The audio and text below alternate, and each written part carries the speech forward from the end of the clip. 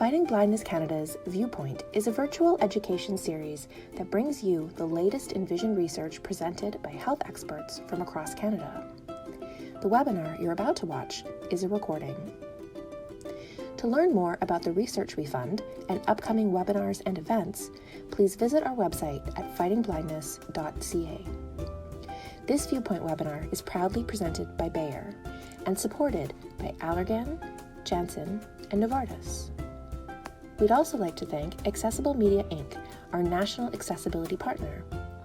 Everyone here should download the AMI app, which is a fabulous resource. And you can watch excellent programming, including previous Fighting Blindness Canada events. Thank you for watching. We hope you enjoy this webinar and share your thoughts with us in the comment section below. At Fighting Blindness Canada, we are so proud to support research that's driving new sight-saving treatments for blinding eye diseases. And today, it's very exciting. We have three FBC-funded researchers here. And as many of you know, inherited retinal diseases have really been central to our mission from the very beginning at Fighting Blindness Canada. So today we're joined by Dr. Bremner, Dr. Chow, and Dr. Vinstra Pepe, who are all working in different inherited retinal disease areas, trying to understand how these diseases occur and how we might be able to treat them in the future. So without further ado, I'm going to turn it over now to Dr. Larissa Moniz, our Director of Research and Mission Programs, who's going to be speaking with each of our scientists in turn. And then in a little while, I'll be back to help moderate your questions. So as I mentioned, if you have them at any time, please put them in the Q&A box or send me an email. Okay, Larissa, I think that's it for me. It's over to you. Thank you, Morgan. Before we get started, as Morgan mentioned, I will spend about 15 minutes talking to first Dr. Bremner, then Dr. Chow, and then Dr. Vinstra Pepe. But just before we get started, I was wondering if each of you could just give us a 30-second introduction about where you work and sort of your area of expertise, just so we're all familiar with it. So I want to start with you, Dr. Bremner. Thanks, Larissa. So I work at the Lunenfeld Tannenbaum Research Institute, which is in Mount Sinai Hospital in Toronto. And my long-term interest since I was a PhD student is cancer research. But because we study a gene called RB, which is short for retinoblastoma, and it causes the childhood disease retinoblastoma, we became very interested in retinal development. And from that, we also became really interested in photoreceptor degeneration and then retinitis pigmentosa. That's great, thank you. Dr. Chow? Yeah, hi. So I'm in the Department of Biology at the University of Victoria, and I have a long-standing interest in developmental biology. Specifically, my research has taken me into the development of the eye and of the retina. And we're interested in regulatory mechanisms that kind of underlie the formation of different cell types in the eye and these other structures. So a lot of this research kind of parallels with genes that are implicated in retinal disease. So for example, diseases such as aniridia and certain forms of retinal degeneration that we've recently begun to study, as I'll be discussing today with Stargardt disease. Thank you. And finally, Dr. Vinstra Pepe. Thank you, Larissa. Hi, everyone. I'm in the Department of Cell and Systems Biology at the University of Toronto. And our longstanding research interests also focus on development and the role of stem cells in building tissues and maintaining tissues in different stages of life, and also during regeneration. And the research that we are doing also interested in the genetic mechanisms that control these processes and how they might be related to different types of diseases as well. Thank you all. So yeah, so I will do a few questions to Dr. Bremner and then sort of move on. So you're welcome to stay on screen, Dr. Chow and Dr. Tropepe, but if you also want to give yourself a break, feel free to turn your cameras off, however you choose. So yeah, Dr. Bremner, starting with you. I was wondering if you could tell us a little bit about what is retinitis pigmentosa, which is the focus of your FBC funded project, and specifically how it impacts a person's vision. So retinitis pigmentosa is the gradual loss of photoreceptors. So in our eyes, in our retinas, we have two types two major types of photoreceptors, the rods and the cones. And the rods are what you use. Now, if you wake up in the middle of the night, you need to go to the toilet, that's your rods. You're using, you're stumbling around your bedroom, that's your rods. But right now, to look at my ugly face, you're using your cones because you need your color vision, you need to see the light. And so cones are what you use in bright light and to see color. Now, in retinitis pigmentosa, the problem is that the rods begin to degenerate slowly. And this can happen begin happening at different stages depending on the type of retinitis pigmentosa. But basically, once it begins, there's a period of fairly slow, typically degeneration, which can take can take 10 or 20 years. Sometimes it can be much faster, but it can take a long time to lose all the rods. And unfortunately, so what happens there is your peripheral vision starts to go and your night vision goes. And then the other sad thing about this disease is that rods, the genetics of it just affects the rods specifically, but the rods are required for the survival of the cones. So then eventually the cones start to go. And so even your central vision, your daylight vision is gone as well. And so you become completely blind. That was a really great explanation, actually, of how photoreceptors work and how we see things.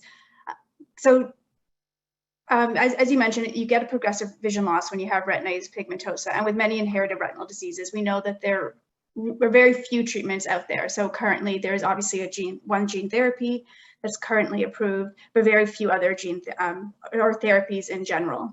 So I was wondering if you can talk a little bit about the mutations that cause retinitis pigmentosa and how your project's working, because I know you're not working with a specific mutation. Right, so there are dozens and dozens of genetic defects that can cause retinitis pigmentosa.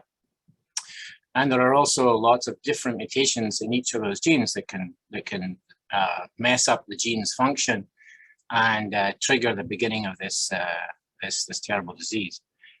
So these genes that are mutated have all sorts of functions, important functions in the retina.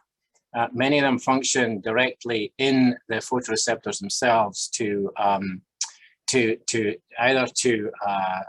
as part of what's called the visual transduction cascade, which is what, as the light is hitting your retina just now, it has to be converted into an electrical signal that goes down your optic nerve to your brain. And that initially involves all of these proteins and a whole bunch of chemical reactions that happen in the photoreceptor. Many of these proteins that are involved in that cascade, a bit like dominoes. If you take out one of the dominoes in a row of dominoes, then your dominoes falling over, that stops at some point, right? It's kind of like that, really. And so these mutations are important. These genes are important for photoreceptor function. Other ones are important for structural aspects of the photoreceptor. Other ones are important for cell surface functions, and other ones are important for communicating the signal to the neighboring cells. So there's all sorts of different mutations and all sorts of different genes that play crucial roles in photoreceptor function. And when these go wrong, that really somehow, and this is the part that we don't fully understand very well, that somehow leads to the cells killing themselves. Which is the beginning of the decline of vision. So ultimately, no matter what gene mutation somebody has that has caused retinitis pigmentosa, ultimately the problem is that their photoreceptors die. That's correct. Yeah, that's exactly right. So could you tell us a little bit about what you're trying to do to stop the photoreceptors dying, and how your FBC funded project, what you're doing, and what questions you're asking? Right. So what we're trying to do is to leverage some technology that a lot of people will have heard of from various aspects, and that has been used really powerfully in other fields, and we're trying to adapt that for use in the retinitis pigmentosa field. So this is the CRISPR gene editing technology.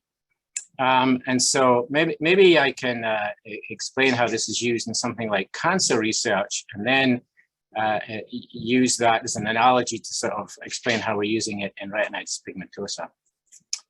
So, project in my lab, in many labs, people are interested in cancer.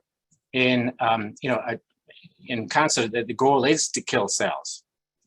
And so you use drugs that kill off cells. And the problem with cancer is that cells evolve mutations that overcome the ability to be sensitive to those drugs.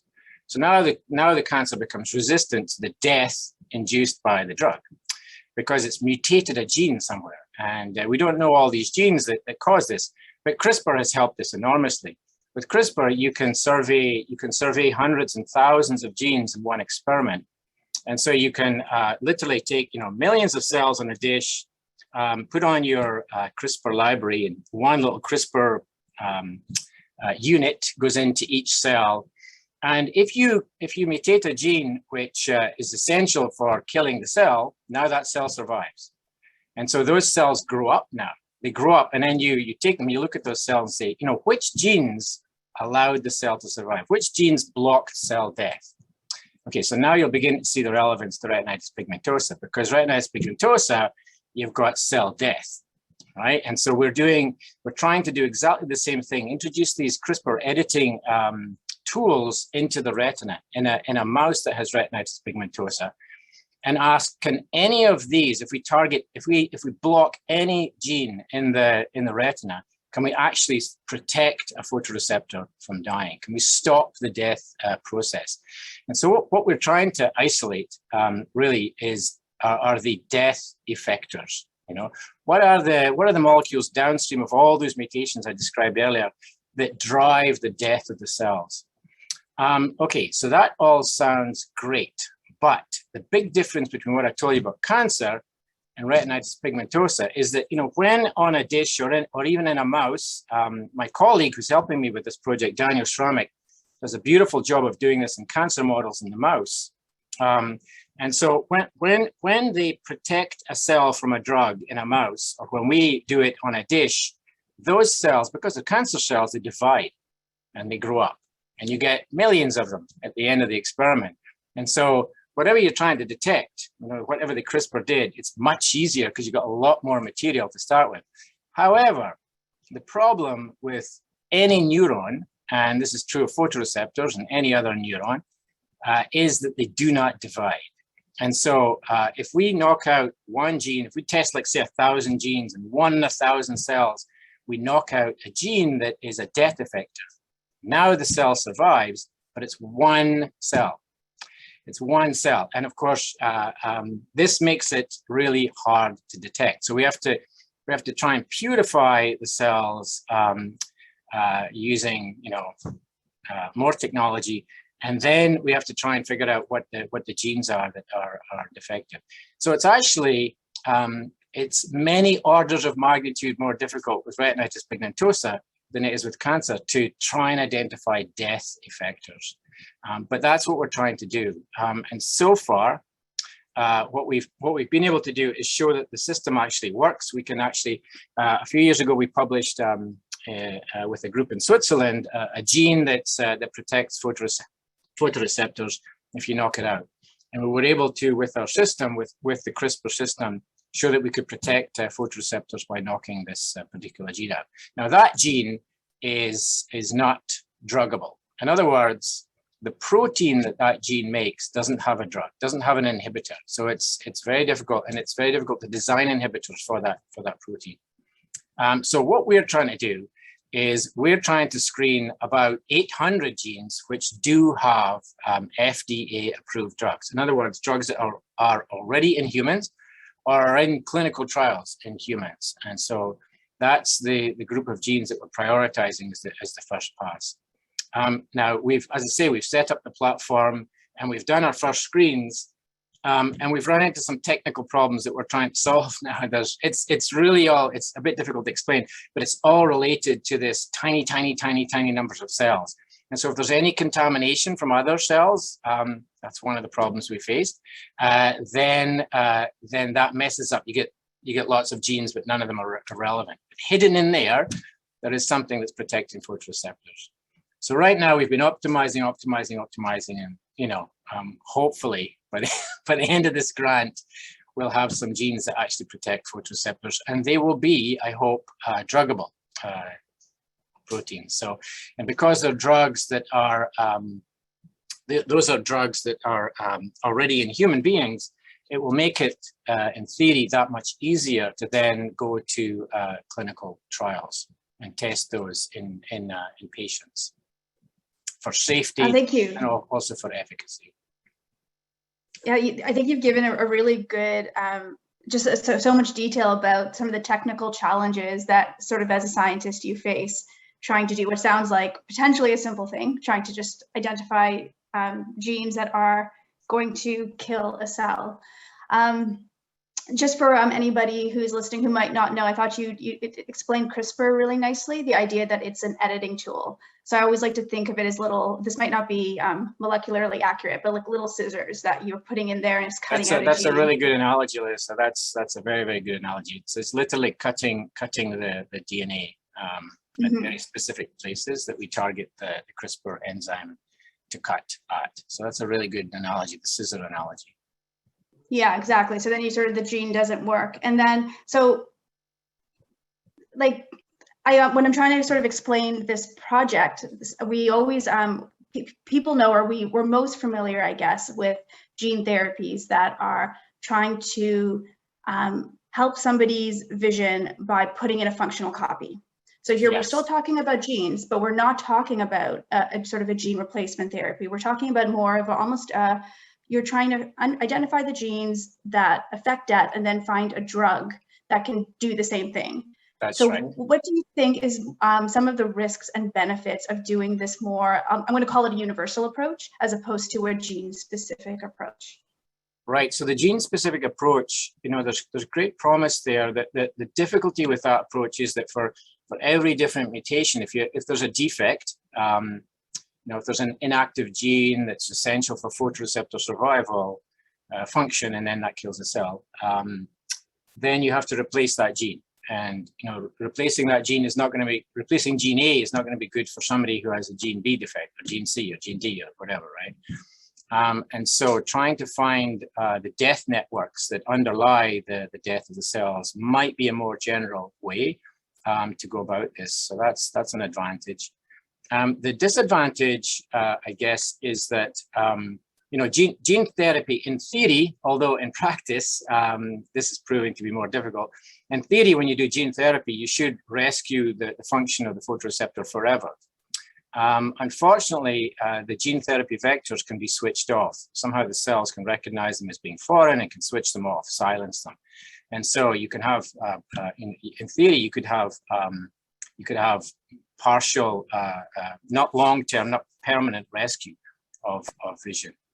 You know, on the other side, if you come up with a drug that can do this job, then obviously you have to take the drug all the time, right, to protect your photoreceptors. And drugs can come with side effects. Any medical treatment can have side effects, and it becomes about the risk benefit. You know? So it's a bit like you know, the VEGF, the anti-VEGF for you know, for blood vessel disorders in the eye. That's quite successful, but the problem is you have to inject antibodies against VEGF every month, and so that comes with risks of infection. And so depending on how drugs are delivered and how often they, you know, if you can take them orally or however you take them, they have to be carefully tested, and that's the purpose of clinical trials, to test, you know, first of all safety, and second of all efficacy. Thank you. And just like before I let you go, I was wondering, you mentioned actually at the beginning how your lab also works on, well, cancer, specifically retinoblastoma, sorry. Do you have any other projects about inherited retinal diseases, or is this your only sort of RP or IRD related project in your lab? No, we're also trying to develop methods in collaboration with Michel Caillouet in Montreal and Philippe Monnier in Toronto. We're trying to develop methods to harness something called regeneration in the eye. Actually, you know, Vince is a real expert on the fish eye, and you know, he'll probably tell you about this, that the fish can regenerate its whole retina. You can damage huge amounts of the fish retina and will regenerate a functional retina from cells called the molar glia. And so we're trying to develop, we're trying to understand, how to convert molar glia into cones. And actually, Michel has a very nice success doing that, and he's published some of that. And there's a paper that's being prepared just now where he's able to do that. He's able to convert molar glia into cone-like cells. So these kinds of approaches are really exciting. I mean, the fish does it so beautifully, but humans suck at doing this. Like really, we are not good at repairing our neurons, and so we're trying to learn. So people working in the fish model, the chick model, chicks are reasonably good at it. Fish are amazing at it. All of these model organisms provide so much useful information into how to regenerate a neuron. And then there's guys like me trying to do it in a mouse. And Michel has had partial success at that. And so we're inching towards being able to figure out how to convert molar glia in a mammal to a photoreceptor. And that could be, that's probably a long way off, but I don't know. I have no idea how far off it is, but that could be an enormous leap forward if we can figure out how to do that. So we're also trying to do work on that. And we use fetal human model retinas. We use mouse models to try and do that and try and figure out genes that drive cone genesis and things like that. So there's all sorts of fundamental discovery science and developmental biology we have to do to then apply that to molar glia. That's really that's a long road, but I think it's a really worthwhile road to pursue. Thanks, that's really exciting to know. I didn't actually know you were working with Dr. Cayuet. Many of our community members will know him because he's the chair of our SAB. And we obviously. He's a good guy. He's a really good guy. Very smart guy. Yeah. Well, thank you. That was it was such an interesting. I have more questions, but I will let you go and save some room for some of the participants to ask questions at the end. So I will move on to Dr. Bob Chow now. Hello, how are you doing? Great, Larissa. How are you doing? Very good. So sort of similar as I asked Dr. Bremner, I was wondering if you could start off just telling us a little bit about Stargardt disease and how that impacts people's vision. Yeah, so Stargardt disease is a childhood genetic disease that affects about 1 in 10,000 individuals. It's also known as Stargardt macular degeneration because it initially affects the macular region, which is the cone photoreceptor rich part of the retina responsible for central vision. So central vision, as kind of Rod mentioned, is a part of your eyesight that is used to focus on an object. So for example, if you're having a conversation with someone, you're looking directly at their face, you're using your central vision. So in an individual with Stargardt disease, when they look at a person's face, the face can appear blurry, or it might be completely missing and replaced by a gray or a black patch. So in addition to the loss of central vision, because it's primarily a disease that is affecting the cones, people with Stargardt disease have increased light sensitivity and can have color blindness, especially later in the disease. So in Stargardt disease, vision loss usually starts in childhood, but there's a variability in the onset. Some people with the disease don't start losing their vision until they're adults. And typically though, symptoms will usually worsen over time. But it's important to note that both the timing of onset and the rate of progression is something that can vary. And although peripheral vision isn't initially affected in Stargardt disease, it can be affected and undergo degeneration over time, similar to what you see in RP, where you see the opposite effect of having rod-mediated vision lost first, followed by cone vision. Yeah. So just want some details about the disease and the mechanisms under it. So the progression of Stargardt is thought to be mediated in large part by the accumulation of a substance in the retina called lipofuscin. And this forms as a kind of a byproduct of molecules in the retina called retinal. Okay, so retinal is an extremely important molecule in the retina, as it is essential for the detection of light by photoreceptors. So retinal functions very much like the spring in a mousetrap. So just as a mouse can trigger this, the spring in a mouse trap, light can trigger an almost instantaneous spring-like change in retinal that forms the basis of light detection and vision. And very similar to a closed mouse trap that needs to be manually reset to operate again, retinal must also undergo a complex series of reactions to be converted back to a light-sensitive form. So in people with Stargardt disease, this conversion of retinal back to a light-sensitive form is defective. And instead of retinal molecules being converted into this light-sensitive form, it's converted into lipofuscin, which accumulates in cells. And specifically, it's accumulating in cells called retinal pigmented epithelium, also known as the RPE. So the retinal pigmented epithelium is really important. It doesn't detect light, but it plays an important job of keeping photoreceptors healthy, happy, and functioning properly.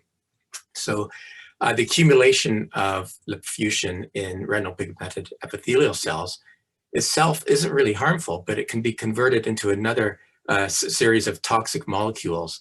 And that can lead to something called oxidative stress within the RPE. And there is evidence from other labs that this stress activates a branch of our immune system called the complement pathway. And when activated, this pathway can lead to kind of chronic inflammation, inflammatory responses in the RPE. And that is thought to be actually the driving force that leads to Stargardt retinal degeneration. I'm apologizing because it's garbage day, so the garbage truck is just going outside because it's a bit loud. That was really interesting. So you're saying that inflammation sort of potentially is driving the development of Stargardt disease. Is that a similar mechanism that you would find in other inherited retinal diseases, for instance, like retinitis pigmentosa, or is it quite unique to Stargardt disease? Yeah, it's not a mechanism that has been associated with retinitis pigmentosa, but it is one that kind of has a lot of similarities and overlap with age-related macular degeneration. So the similarities are that there is accumulation of this molecule called lipofuscin in both diseases. And in addition to that, there has been an association of the complement pathway in our immune system as a kind of a driver of the disease. There are differences though. So with Stargardt disease, there's a very definite genetic cause to the disease, a single mutation and a single gene that is causal. Whereas in age-related macular degeneration, there's no one genetic mutation that causes the disease. There are some mutations that are associated with the disease, but these are not really thought to be causal. And instead, age-related macular degeneration is kind of a multifactorial disease that arises due to many different events kind of all occurring at the same time. Well, like many questions for you there, but I'm going to actually move on and save my questions for later, I think.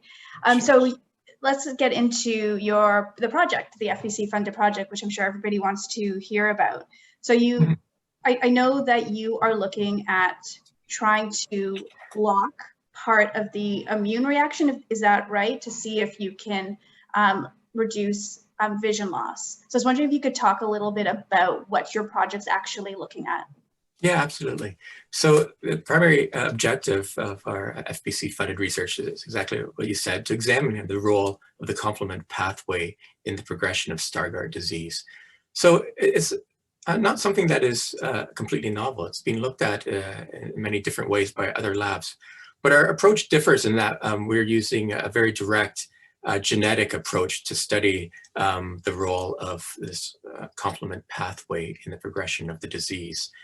So specifically, we're predicting that blocking a critical step in the activation of the complement pathway, which is mediated by a protein, it's called factor D, it will slow down or halt the progression of Stargardt disease. And to test this idea, we're performing experiments using genetic models in mice. And specifically, we'll be using a mouse model of Stargardt disease. So it's a disease which has a mutation in the gene that causes 95% of Stargardt disease, called ABCA4.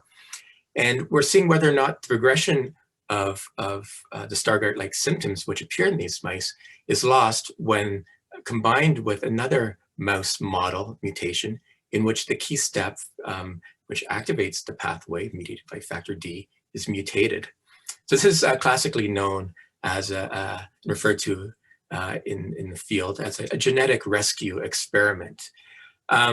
You've all heard the expression that two rights don't make a wrong. So this is kind of an experiment where actually two rights or two wrongs can make a right, or two wrongs don't make a right. Two wrongs can make a right in this scenario. So again, it's all based upon the working hypothesis that it is the activation, the aberrant activation of this immune pathway that leads and exacerbates disease progression in Stargardt's. So if you see that by sort of blocking or knocking down this part of the immune pathway or the complement D pathway, you see that vision is better. What would be the next steps after that for the project? Yeah, so that's a really important question. So in order to design any type of effective therapy to cure a disease, a retinal disease, a disease such as Stargardt, one needs to have a solid understanding of the mechanisms that underlie the disease. So the important contribution of this research is that it will provide a proof of principle, evidence implicating the complement pathway in the progression of Stargardt disease using this direct genetic approach. Alternatively, it may identify and reveal that there are other mechanisms, other compensatory mechanisms that are involved in the progression of the disease. So it's kind of a research that is going to kind of uncover all of these different types of mechanisms. And if we do see an effect, a rescue effect by blocking the complement pathway, it will allow us to test and develop other approaches that could be potentially used in individuals. So while we can't do this similar type of genetic rescue experiment in individuals with Stargardt disease, one could potentially test therapies that may involve small molecules or other genetic gene therapy approaches to modify and inhibit and block the complement pathway. So you might be wondering, perhaps use a gene therapy approach to just restore the ABCA4 gene in these individuals. And that's something that people are also looking at as well. There are issues with that though, in that the ABCA4 gene, which causes Stargardt, is a very large gene, and just in terms of being able to introduce a restorative copy has challenges.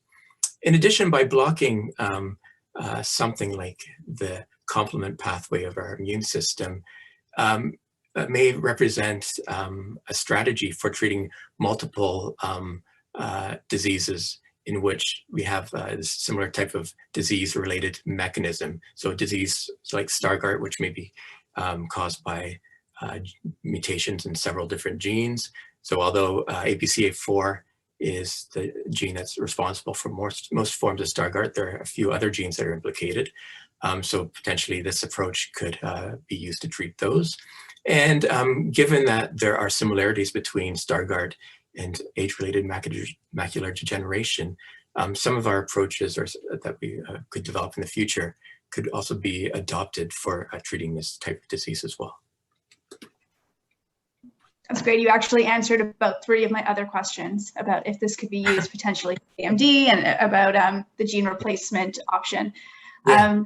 So yeah, I'll actually just finish off with a similar question that I did with Dr. Bremner, which I know you have many different projects about different types of vision loss in your lab. So I was wondering if you wanted to tell us about any other projects that you're particularly excited about that you're working on. Yeah, so one of the other projects in the lab that we're working on that is related to human disease specifically is a project focused on a gene called PAX6. So PAX6 is a regulatory gene that is important for eye development, ocular development, and it functions in many aspects of the development of the eye, but it's kind of multifunctional. It's important for the development of the brain and also of the pancreas. And in individuals with mutations in PAX6, it leads to a condition called aniridia, in which there are ocular defects, but there are also associations with defects in glucose metabolism, which may reflect which reflects the important role that PAX6 plays in the pancreas. So in this research, we're currently examining mechanisms that regulate PAX6 expression, gene expression. And the reason why this is important is that PAX6 is known to be a very dosage-dependent gene, and regulating the amount of PAX6 present in the cell is very important for its normal function. So we're looking at this problem and examining how small molecules in the cell can regulate PAX6 levels properly. Thank you. We're actually funding another researcher, Dr. Elizabeth Simpson, who's also in British Columbia, actually, who's working on a genetic approach to aniridia as well. So, yeah, so Beth is doing some great work developing models and gene expression cassettes to examine PAX6 and restore gene levels of PAX6 in individuals with aniridia. Yeah. Thank you. I felt like both you and Dr. Bremner, your projects are really good examples of how you're using genetic models, but ultimately might be looking for a non-genetic therapeutic option. So I think that's really interesting to think about. So thank you. And I will move on to our final speaker, Dr. Vinstra Pepe. And hello to you. And yeah, so sort of similar format. I was wondering if we could lead off by you telling us a little bit about Usher syndrome, which is the topic of your FBC funded project. Sure, happy to do that. So Usher syndrome is an autosomal recessive condition. It results in deafness, but also in defects in the vestibular system, so balance, and importantly, also results in progressive blindness. And there are sort of different types of Usher syndrome that are traditionally categorized based on the clinical presentation of the disorder. And so if children are born with very profound deafness and have a lot of difficulties sitting up and balance, and very early onset visual deficits within the first few years of life, those are kind of considered more severe or type 1 type of Usher syndrome, and then other types that are varying levels of severity and onset of the visual defects would come in different categories like type 2 or type 3. So these were sort of clinically defined categorizations, and as different types of genes have been found to be linked to this disorder, it seems pretty clear that it's quite a heterogeneous kind of disorder in terms of the types of genes that are associated with it. But one of the really interesting things about Usher syndrome, although there's sort of a broad sensory problems, the genes that have been identified, if you consider their protein products, they often are found together in a complex that function within the cells.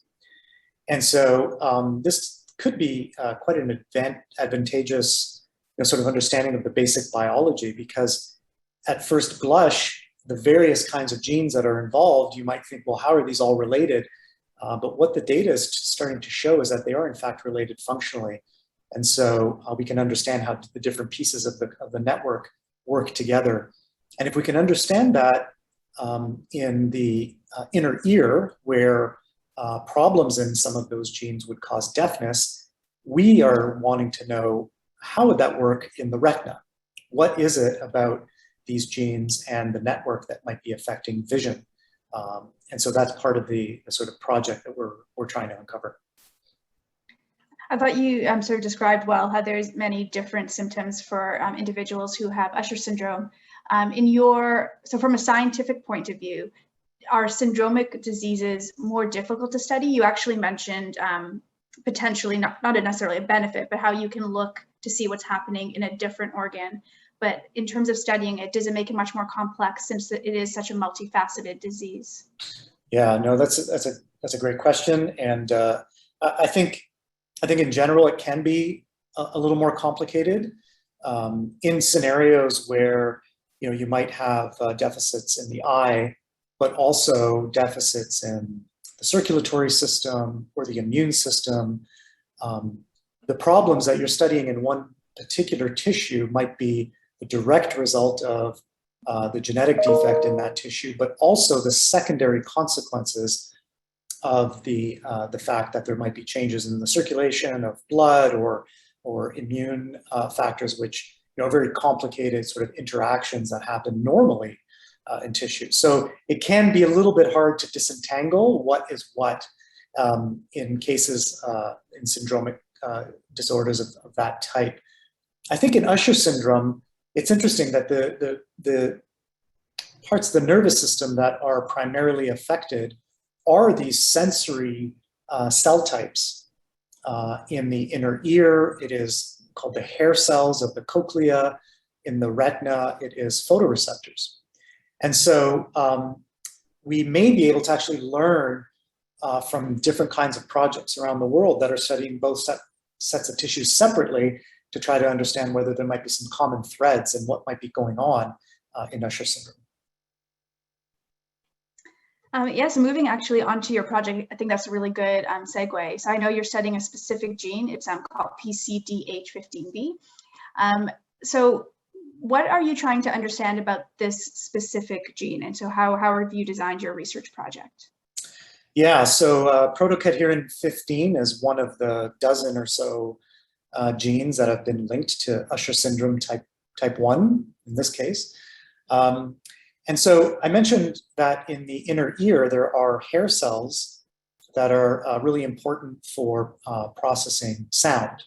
And if you can imagine those hair cells look like your hand, the main cell body is your palm, and the cells have these processes that stick out from them called cilia.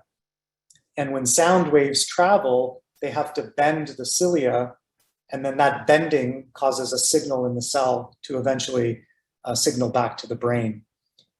And the bending depends on these cilia being interconnected by links that are made out of proteins. And one of them is this protocadherin 15 protein. And what happens in Usher syndrome is that the links, if they're broken or they don't form properly, then the cilia kind of look frayed and they don't bend as they need to bend, and that causes the hearing deficits. So the question that we had, which was, from just fundamental trying to understand, well, how would that work in the photoreceptors? You don't need photoreceptors to bend to provide a signal to the brain to see light, but there's lots of other processes that the photoreceptors need to undergo biochemically within the cells to process the photons that are present in light. So we took an approach where we're just trying to fundamentally understand, well, how would a gene like protocadherin 15 and its product have a role in photoreceptors? And so as Rod described, we also took a CRISPR gene editing approach, and we're using a zebrafish model in this case. And the structure of the retina in fish and in mammals and humans in general is very, very similar, strikingly similar. And so we made a mutation in the gene in zebrafish, and what we found was that, in fact, interestingly, the photoreceptors seem to, at the very early stages, form in normal proportions as you would expect in a typical retina for fish. But what we noticed was that part of the photoreceptor, which is a very beautifully structured, very unique structure with what's called an outer segment, where all of the light processing happens. Well, those outer segments started to look really strange. They were sort of forming in a bended fashion. They often appeared very short over time. And in some cases, the outer segments even detached completely from the rest of the cell. Even though all of the cells were still there was no real sign of them dying at that point in time. So there's a real structural defect in the photoreceptors that are missing a normal copies of this protocadherin gene. So just sort of technically, how do you look to see the structure of part of a cell? Because I know cells are very small. So what, are you using particularly powerful microscopes to be able to see in such great detail? Precisely. So one of the, we try to look at this in different ways. One of the advantages of using zebrafish at really young stages of their lives is that they're not so heavily pigmented. So you can use what's called transgenic technology to light up the photoreceptors in a fluorescent way that you can look through the microscope to see just broadly in the tissue if there's changes overall in the numbers of those photoreceptors. But primarily for this project, what we've been doing is, as you said, Larissa, using advanced confocal and electron microscopy to really get a high resolution image of what the photoreceptors look like. And we can do this in animals that have wild type copies of the gene, and then animals that have abnormal copies of the gene, and then look to see how the striking difference at different stages of their development, how the mutations actually impact that development of the outer segment. So now that you know that the outer segments aren't structured properly, what's the next step for this project? Yeah, so we have a couple things in mind that we're really interested in exploring. The first thing is, I mentioned a second ago that the genes that have been identified in Usher syndrome, and these have been a number of really beautiful studies in mouse and even in human cells, looking at the protein interaction networks. And all of those studies have been based primarily on our understanding of how these genes work in the hair cells of the inner ear. And the question that we have is, does the same protein network function in photoreceptors? It could fundamentally be that most members of that network are the same and they're having some kind of similar role. On the other hand, there could be some kind of specialization that is more unique to photoreceptors because of the nature of the way signals are processed in those cells versus hair cells. And so we want to understand what those networks might be in a very photoreceptor specific way. So we're collaborating with Andrew Milley, who's at Boston University, to try to, in a specific way, isolate those proteins from photoreceptors, doing this in both wild type animals and also mutant animals, and trying to determine what is the composition of the network in photoreceptors and whether and how similar or how distinct it might be compared to what's already known in the literature about these networks, to try to find new, potentially new and unique partners that might be involved. That's getting another further step ahead in terms of understanding the basic biology of the disease. Another area that is really important and funded in part by the FPC is to try to find ways to provide a correct version of the gene in our model. And what I haven't mentioned yet is that the protocadherin gene is very large and complicated, and is the kind of gene that doesn't initially lend itself perhaps so well to a typical gene therapy approach that might be more amenable if it's a very tiny gene that you can fit in a proper vector and get it into the cell type that you want. But the protocadherin gene comes in different versions. And so there's one single large gene, but different bits and pieces of that gene can come together to make a product. And there could be different kinds of products. And so we want to understand, A, what are those products in photoreceptors? Because they could be different in the inner ear versus the photoreceptor. And of those products, which ones might be the most important to preserve that structure of the outer segment? If we can identify that, can we either put that correct version of the gene back into our model, trying to, again, capitalize on CRISPR technology to try to manipulate that to get the gene back in, or find different ways of sort of correcting the problem using the zebrafish.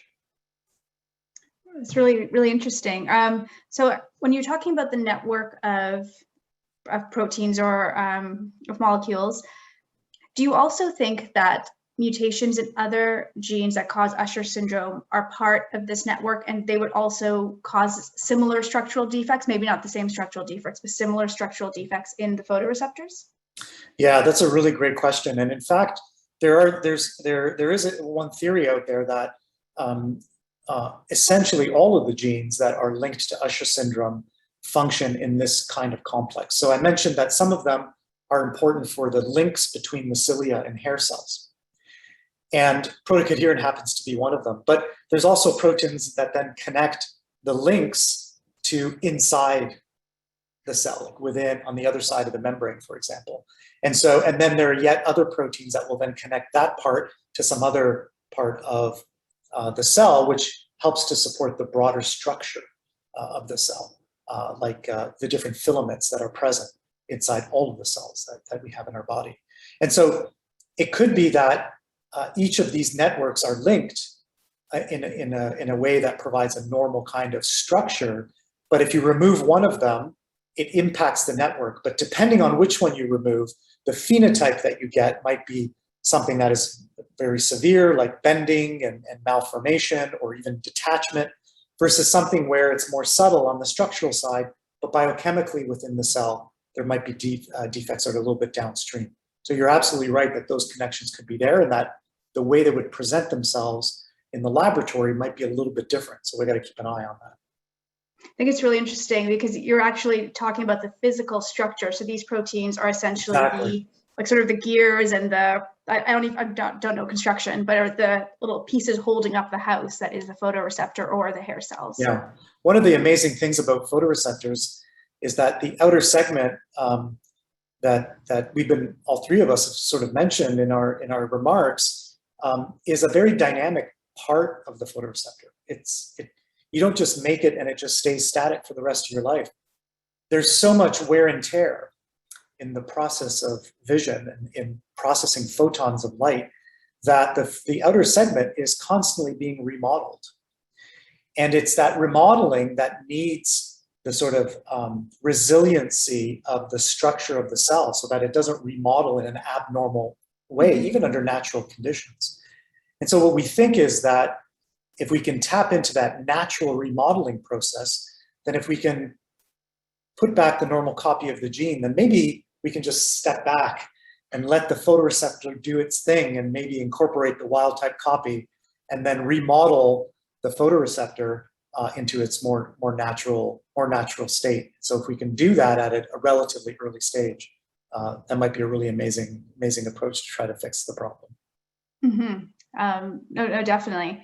It's one of those sort of looking far in the future where some of this research might take you. Exactly. Well, thank you, Dr. Tropepe. I'm going to actually bring Morgan back in here to help us get some. I think it's time for some questions from some audience members. Awesome. That's very exciting. All right. So a lot of information. So many questions are coming in, which is fantastic. We'll try to get to as many as we can. So I'll just give you another moment here if you want to send those questions in Q&A or in through our email. But before we do that, I just want to introduce you all to my colleague, Jamie, who's going to come on for a sec and just talk a little bit about how you can get involved. If I can find Jamie. Where is she? Let me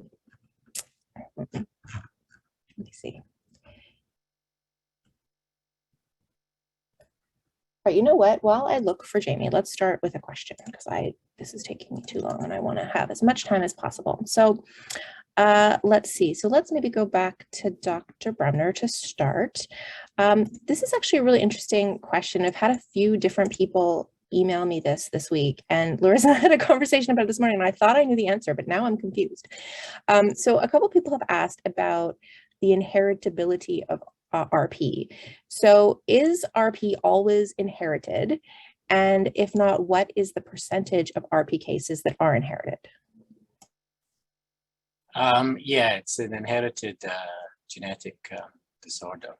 So there are different types of genes that you can inherit, and there's different ways that it works. So there are basically, it falls into dominant and recessive cases. So dominant cases, you just have to have one messed up gene. That messed up gene can kill the photoreceptors.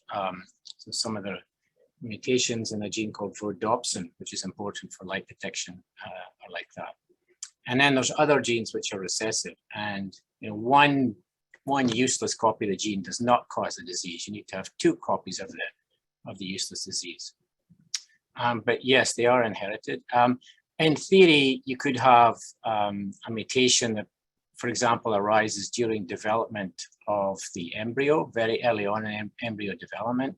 So it wouldn't come from either the parents, but the mutation would happen during development of the fetus.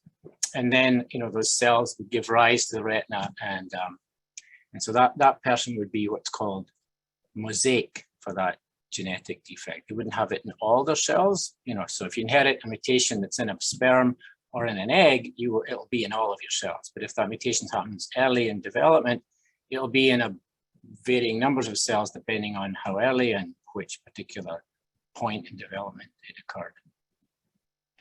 So yeah, it's an inherited disease. Thank you. You confirmed what I believed. I was pretty sure I was right there. Okay, so we have another question here from Nora. How far advanced can RP be before CRISPR would still be helpful? So we get this question a lot of the time. People are wondering how many cells do people need to have left before, while this will still work potentially? Right. So there's 2 answers to that question. I think so there's maybe something I need to explain. So there are different directions in research just now using CRISPR. So our direction is trying to find, is trying to find the genes that are killing cells and then use drugs to inhibit the corresponding proteins. A different approach using CRISPR is actually to try and, for example, re-edit the gene that's messed up and fix it. So that would involve delivering the CRISPR enzyme, it's called Cas9, to retinal cells, for example, photoreceptors, and trying to, for example, replace the mutated gene with a corrected version. Another version of that is actually I mentioned dominant diseases where the mutation is you just need 1 copy of the gene. You don't have both of you. You don't have to have the mutation in both your genes to get the disease. One solution to that is just to knock out the mutant, the dominant gene. Again, all these approaches need carefully crafted, individualized therapies, which is very expensive, and each one has to be tested, and so there's difficulties there. But in terms of those kinds of editing, actually editing in the eye therapies, they're very similar to the gene therapy that you're more familiar with. Just putting back a defective gene, for example, in a recessive case of RP. So they would be useful. As long as you had some vision left in preserving that vision. So all of these strategies are really to preserve whatever vision is there. They're not for restoring new vision, and particularly to preserve the cones, of course, because if you preserve the rods, you'll also preserve the cones, and that will be very beneficial. Yeah, we have a lot of questions about CRISPR here. And so let's see someone's asking here, a couple of people are asking about CRISPR and specific genes. So for example, from the patient's perspective, it seems like using CRISPR to repair the mutant gene could be more permanent than taking medication to prevent cell death. But are there simply too many mutations in different patients to design CRISPR guide and repair pairs?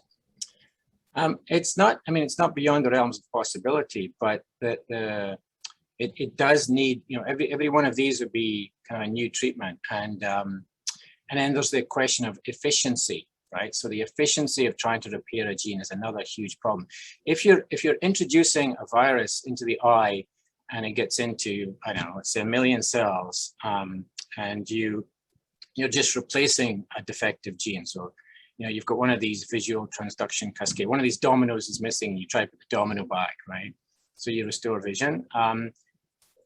that's hard enough in itself, but it's feasible. And lots of people are trying that and trying to develop those kind of gene therapies. The CRISPR method has another, actually editing genes in photoreceptors, that has another level of difficulty because, there's the efficiency of the CRISPR. What's the efficiency? And so a lot of labs around the world, because there's so much interest in using CRISPRs for so many things, there's a lot of labs trying to develop more efficient and better CRISPR tools, and that's happening. That's going ahead. So it might be actually feasible to eventually repair defects in the eye. There's another way to think about this, CRISPR technology.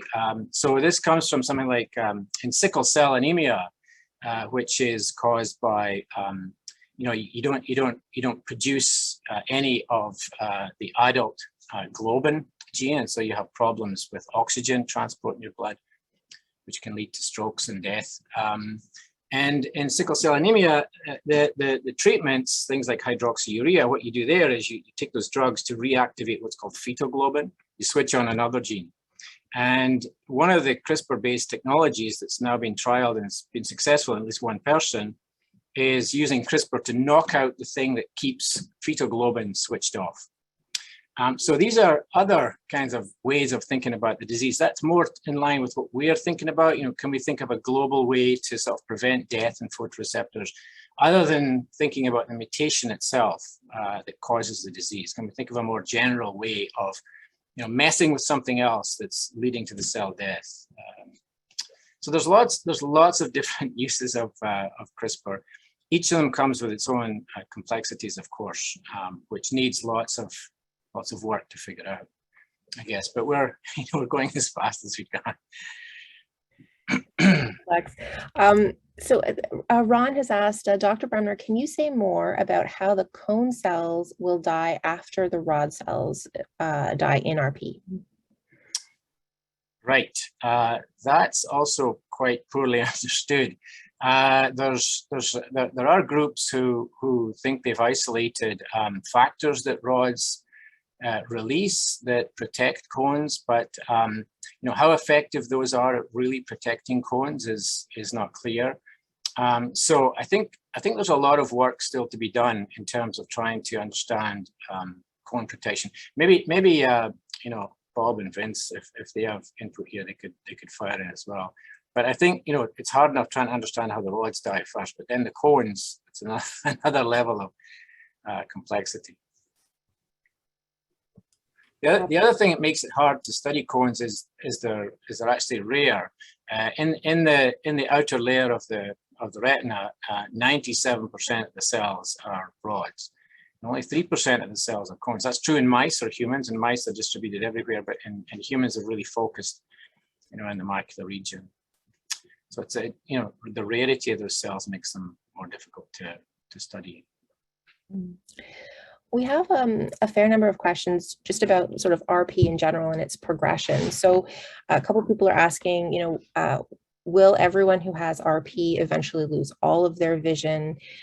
Is that sort of rate of loss stable across, everyone who's affected? And is there any way to sort of slow that down currently? All right. So now you're getting into sort of all sorts of clinical realms, and I'm going to be BSing a little bit. So take this all with a pinch of salt because it's not my area of expertise. But certainly there's evidence that there's sort of light-induced damage that can accelerate photoreceptor death. So avoiding excessive light can help. There are varying and contrasting stories about vitamin A. That's not clear at all to me what the outcome of that is.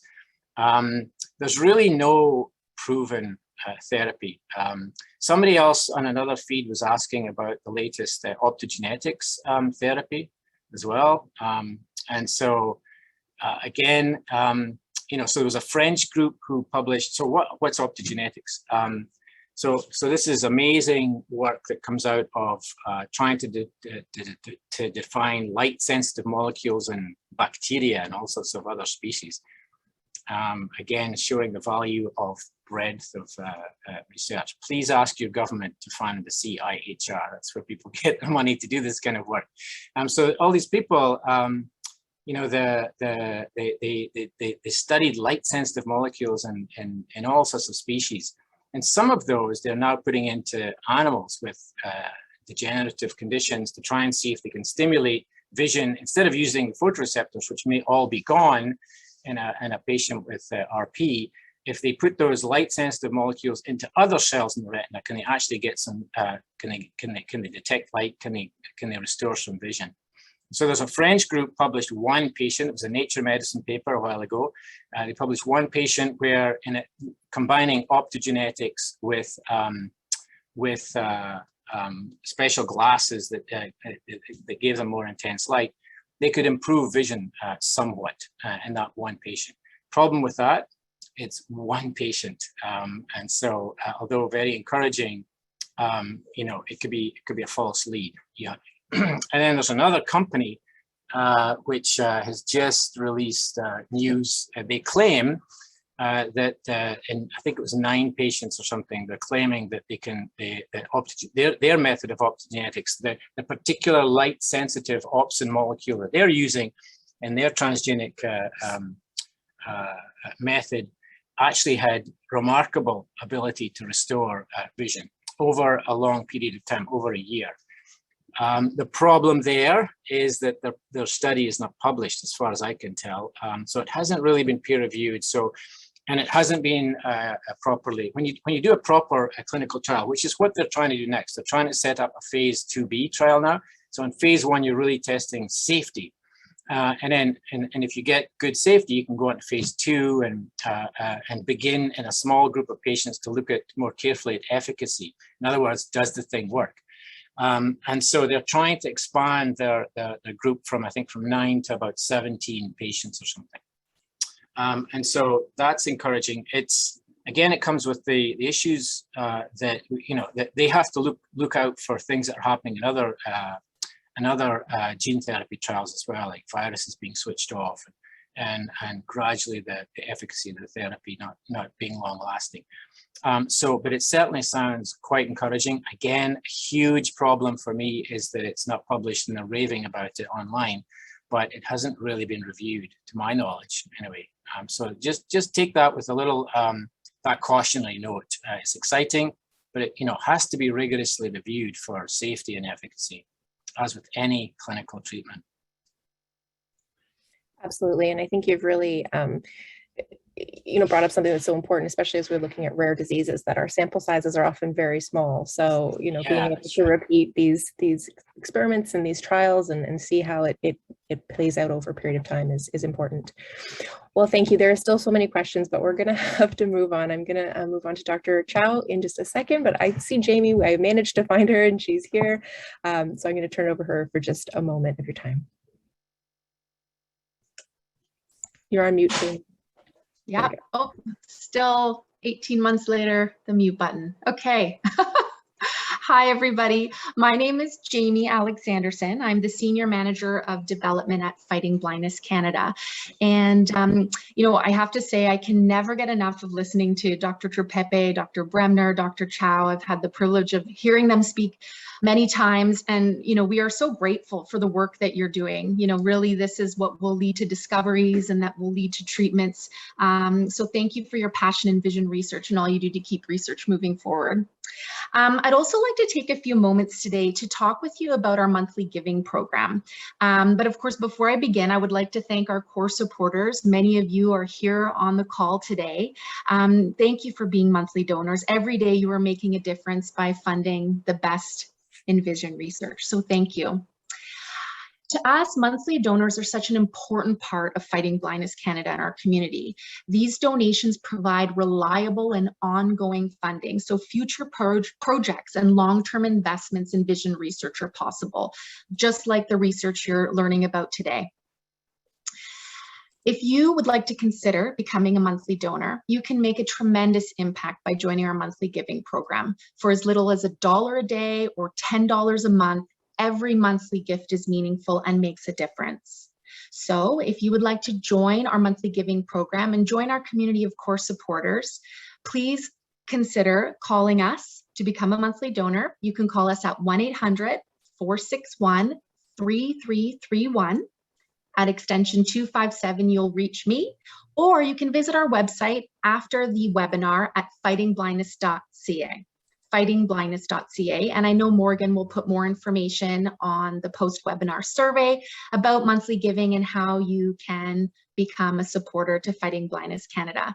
Thank you. Your help can certainly bring a brighter future to people living with vision loss and their families for supporting this important work that really is going to bring us treatments and cures one day. So thank you and enjoy the rest of your webinar.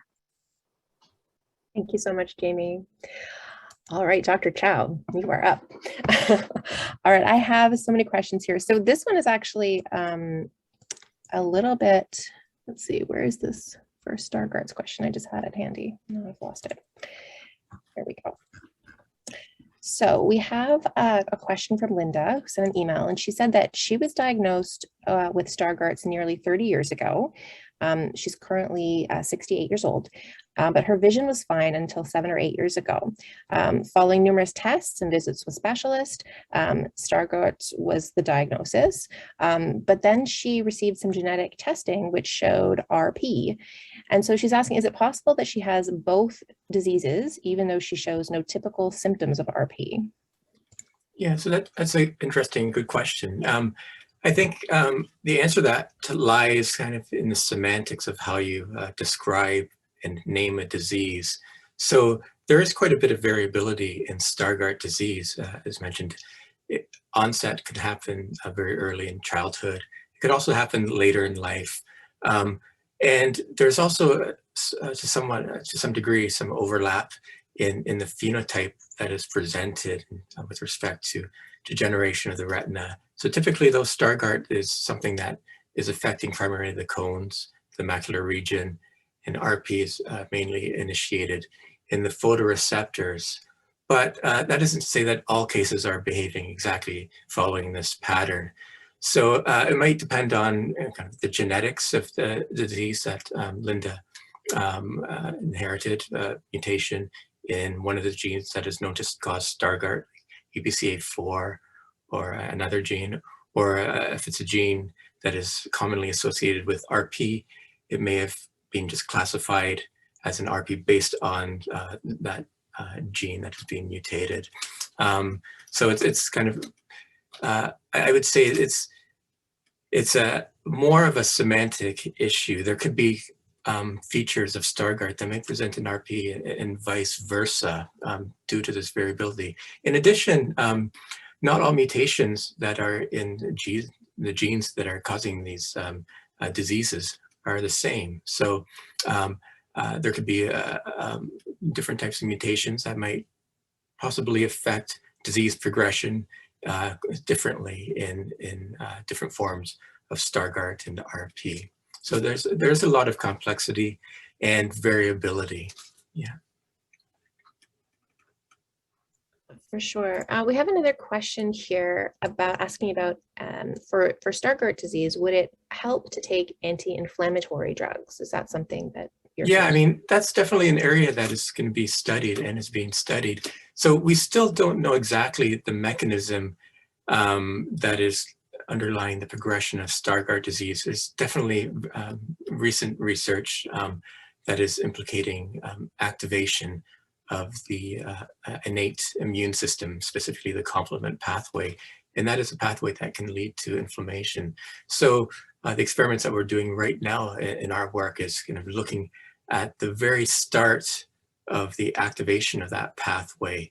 And should we see a protective effect by blocking that, then there will be a lot of work to be done to see whether or not, perhaps other downstream pathways could be blocked that are affecting inflammation in Stargardt disease. Some of this work has been, some work examining anti-inflammatory molecules has been examined in age-related macular degeneration. And it's kind of ongoing work. So maybe it's a bit more complicated in AMD because it's kind of a multifactorial disease that is caused by many different things that are kind of compounded. And because of that complexity, it's not even clear from those studies whether or not there is a simple cure of treating AMD with an anti-inflammatory and halting the disease. So it's kind of all ongoing. And, on the same track, and it may be the same answer, it's still ongoing. We've had a couple of people that have asked about if there's any vitamins or supplements that are good for Stargardt or anything that people should avoid. We do hear about that with AMD and taking vitamins, but potentially avoiding certain vitamins. And then, of course, the question that everyone has, is there anything currently to help slow down that deterioration? Yeah, so yeah, similar to Rod, this is kind of entering a realm where I don't want people to be taking what I say as a conclusive word and gospel, but it's known that there are certain risk factors that can affect the progression of Stargardt and should be avoided. Smoking is one of them. Vitamin A, again, is something that is debated and discussed. We actually need vitamin A for vision. It's something that we can't produce in our body, and it's the molecule that is used to generate retinal, the molecule that is this trigger for vision. So, so we need these molecules. Whether or not having too much is going to be harmful is something, again, that is still kind of unclear. Yeah. Absolutely. So this question mentioned Stargardt, so I'm going to direct it to you. But of course, I think this is a pretty broad question, so please, anyone, feel free to jump in as well. So someone's asking particularly about COVID and coronavirus, and asking if it has a negative effect on the eye or any eye diseases. That person says particularly Stargardt, but we can talk about any eye disease. And how important is the vaccine for people who have low vision? Yeah, I mean, again, this is a question that is one that I can really only speculate on. And again, if I'm hesitant to speculate on that, I would say, though, that in any kind of disease scenario where you have maybe a genetic disorder like Stargardt, which definitely has been implicated in its progression through the activation of the immune system, having other comorbidities definitely would have a potential to affect the disease, but there's no evidence to kind of conclusively say that that is the case. There's papers discussing visual complexities of coronavirus infection. So, everything from conjunctivitis to optic nerve problems to retinal problems. So yeah, I would get the vaccine as soon as I could. I would get 5 of them if I could. I'd have my kids, I have little kids, and I would have them injected with it. I can't wait for the results of that clinical trial to come out, because thank God for the vaccine. Please. And at the end of the day, yeah, exactly what Rod says. I'm an advocate, so please don't let this disease, or whatever disease, be a cause for hesitancy whatsoever.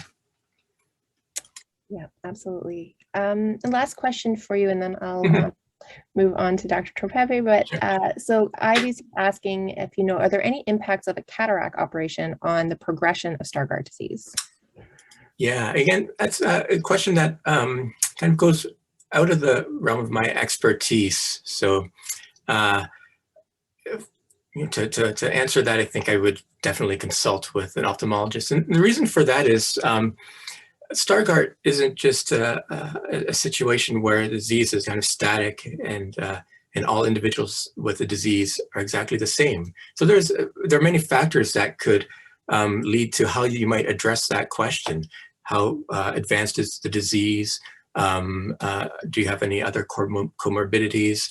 There are so many factors at play that really you can't really make that simple diagnosis based on whether or not you have Stargardt disease. It requires maybe a bit of a closer look by a physician, ophthalmologist that knows your kind of case history and will do a better job at kind of making that kind of decision. Yes, thank you so much. I know we often get very kind of clinical questions, so I appreciate that. You know, we do our best here to answer what we can. And if people, you know, have more questions or we're not able to answer your questions today, you can always reach out to us through our health information line, and we can try to help you connect to someone to get the answers, because we aren't going to have time, unfortunately, to go through everyone's questions today. So I do encourage people to do that. All right, thank you, Dr. Chow. Okay, so Dr. Tropepe, we have lots of questions about Usher syndrome. First, primarily, we have a couple people who are asking if you could again sort of maybe recap what are some of the differences between the different types of Usher syndrome? Yeah, it's really based on the severity of either the deafness or the blindness and the onset. And so the most severe type, you know, children are born almost completely deaf, and they would develop visual problems within the first few years of life, certainly before the age of 10. They can lose a large proportion of their vision. So that's a very severe form of Usher syndrome. And then the less severe forms would be that the hearing loss, the onset of which could be when the kids are a few years old, or you know, maybe 6 or 8.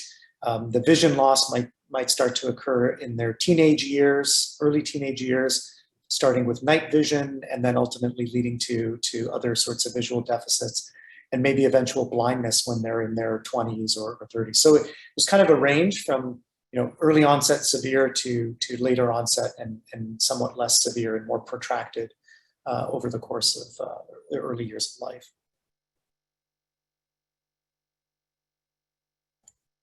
Thank you. So I actually received a letter, which I haven't received in a long time, with a lot of information and questions. And again, this might be a little clinical, and it's addressed to all three of you. So I'm going to read it, and we'll see what we can answer here.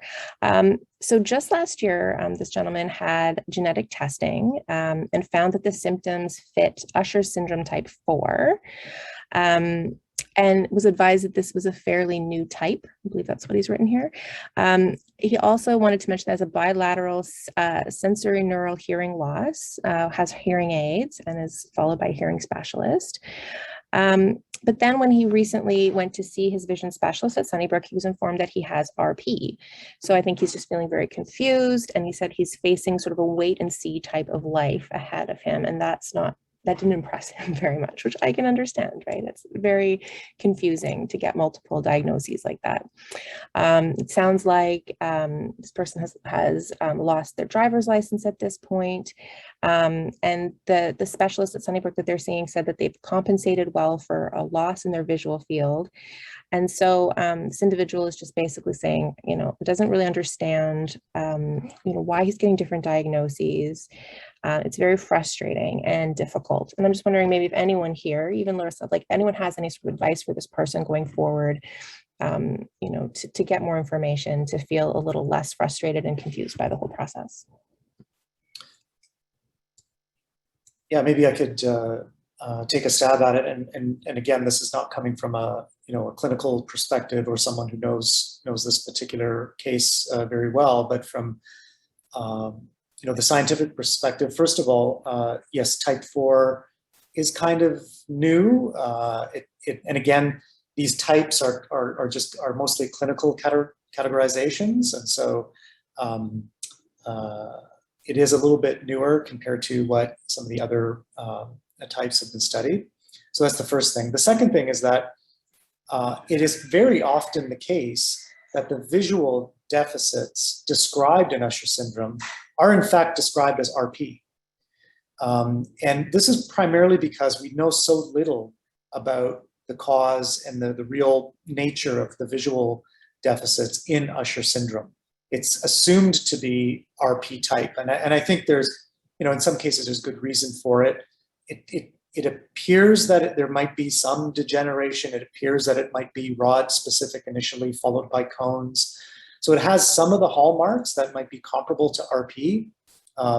Our experiments tell us that it looks a little bit different from RP, perhaps. Something that's a little more developmental, seems to affect cones just as much as it does rods. And there's, we can detect problems in the photoreceptors well before there's any evidence of the cells dying off or sort of a large-scale cell loss. So it is, I can appreciate that it would be frustrating to kind of get a diagnosis of Usher syndrome and then someone saying, no, it's actually RP. But my understanding of the clinical descriptions is that the visual deficits are often described as RP.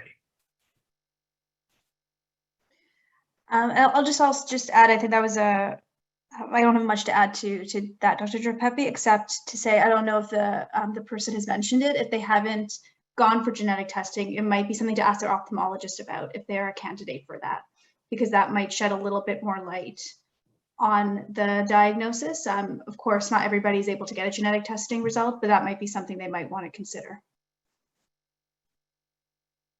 Absolutely. All right, I think we're going to have to wrap up. I have one more question here that I'll throw out. This is a bit unrelated, but I know this is a question that we have been getting more frequently, so I'll ask. Is anyone able to comment on the future hope of RNA or mRNA therapies, particularly RNA editing that is promoted by ProQR as a particular company I know that are working in that space? Does anyone have any experience with that? Larissa, even, I don't know if you can comment on that.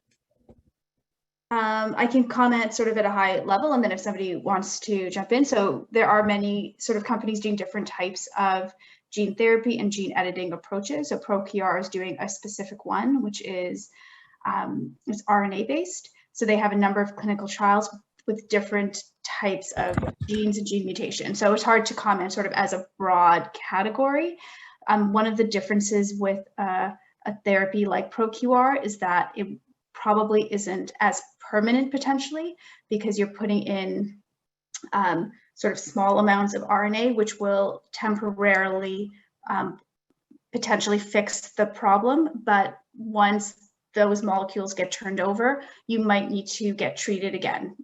It's not really clear right now because it is a little bit newer. So that's a slight difference, but they're showing promising results for some of the clinical trials. But again, there's so many different ones. I don't want to comment on very specific ones. But I think as an approach, it is sort of one of many different types of sort of gene editing and gene therapy approaches out there. It's an appealing approach for regeneration, where you don't necessarily want to permanently change molar glia. You just want to nudge them to do what the fish molar glia do. So delivering RNA molecules, as that technology gets better and better, the whole coronavirus vaccines have come from decades of research into how do we improve. I'm saying we, I mean the scientific community, it's nothing to do with me. How do we improve RNA delivery? And those RNA virus vaccines, which are so superb, they're built on all of this research. And so now I think the ability to transiently modify cells for beneficial purposes, I think regeneration might actually be one of the places where that could be used. As to RNA editing, I can't comment because I have no expertise in RNA editing field. All right, well, thank you very much. And thank you to everyone who sent in your questions. I'm sorry we're not able to get to all of them today. But again, we do have our health information line you can reach out to, and we can try to help you find answers. Again, you can reach us that way by emailing healthinfo@fightingblindness.ca. Thank you to all of our guests today for joining us and for sharing all this information. It's very exciting, a lot of work still to be done, but it's just very promising to hear about all the work going on in this space.